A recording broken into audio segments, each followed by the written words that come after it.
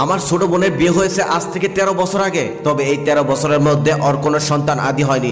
যখন ওর বিয়ের বয়স 4 বছর তখন ওর স্বামী আরো একটি দ্বিতীয় বিয়ে করেন। যেদিন ওর স্বামী দ্বিতীয় বিয়ে করেন সেদিন আমার বোনটা আমাকে ফোন দিয়ে কান্নাকাটি করে বলেছিল, ভাইয়া আমাকে শ্বশুরবাড়ি নামক নরকখানা থেকে এখনই নিয়ে যাও, এখানে আমি টিকে থাকতে পারছি না, আমার দম বন্ধ হয়ে আসছে। সেদিন আমি ওকে ধমক দিয়ে বলেছিলাম, তোর স্বামীর কি দোষ? 4 বছর তো সে অপেক্ষা করেছে, 4 বছর তো ঢের সময়, আর কত অপেক্ষা করবে? ওরও তো ইচ্ছে করে বাবা হতে।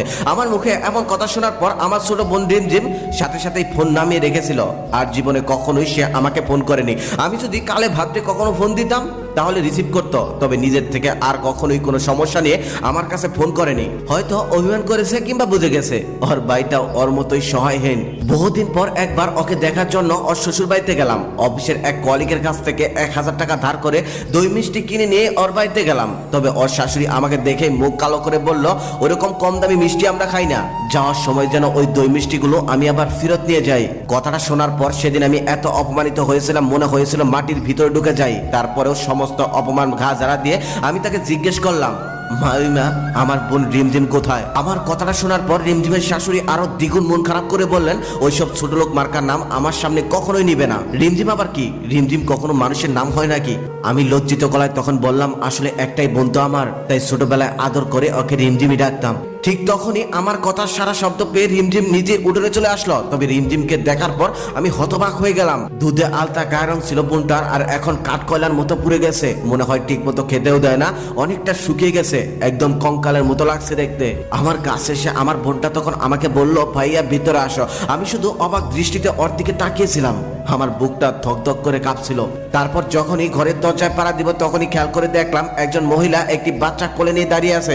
আমার তখন বোঝার বাকি রইল না যে এটাই রিমঝিমের স্বামীর দ্বিতীয় স্ত্রী। তার ভাব ভঙ্গিমা দেখেই বোঝা যাচ্ছিল আমি ভিতরে যাই এটা সে চাচ্ছে না। তারপর রিমঝিম একটা দীর্ঘশ্বাস ছেড়ে বলল, ভাইয়া তুমি আমাকে দেখতে এসেছিলে, দেখা হয়ে গেছে, এবার তুমি দয়া করে চলে যাও। বিশ্বাস করেন সেদিন আমার ওই আদরের বোনটার মুখের দিকে তাকিয়ে আমার ওকে সাথে করে নিয়ে আসতে মন চাচ্ছিল। তবে আমি তো অপারগ, আমি তা পারি না। আমি যেটা পারি সেটা হলো মনে মনে দোয়া করা, এই যে আমার মতো ভাই যেন দুনিয়ার কোনো বোনের কপালে না জোটে, যে কিনা নিজের আদরের বোনকে আগুনে পুড়তে দেখতে পারে কিন্তু কিছুই করতে পারে না, সাহায্য করতে পারে না। তখন রিমঝিম আমাকে এগিয়ে দিতে আসলো রাস্তা পর্যন্ত। দেখলাম বোনটা আমার ভালোভাবে হাঁটতে পারছে না। পায়ের পাতার মধ্যে খেয়াল করে দেখলাম অনেক বড় একটা কাটা দাগ। দেখলাম কাটা দাগের ঘাটা এখনো শুকায়নি। তারপর আমি তাকে জিজ্ঞেস করলাম, পায়ের মধ্যে কি হয়েছে তোর? তখন সে হাসি দিয়ে বলল, আমার সতীন দা বটি ছুঁড়ে মেরেছিল। কেন মেরেছিল এটা জিজ্ঞেস করতে রিমঝিম যা বলল তা শুনে আমার চোখে জল এসে গেল। উত্তরে রিমঝিম বলল, সতীনের ছেলের জন্য দুধ গরম করতে গিয়েছিলাম, দুধ গরম করতে একটু দেরি হয়েছিল, তাই দা বটি ছুঁড়ে মেরেছিল, পায়ে লেগেই কেটে গিয়েছিল। বুকটা স্যাট করে উঠলো আমার কথাটা শুনে। তারপর আমি তাকে বললাম, তোর বর তোকে কিছু বলে না? রিমঝিম তখন আবার হাসি দিয়ে বলল, আমার আবার বর? আমি তো এই বাড়ির একজন কাজের মেয়ে।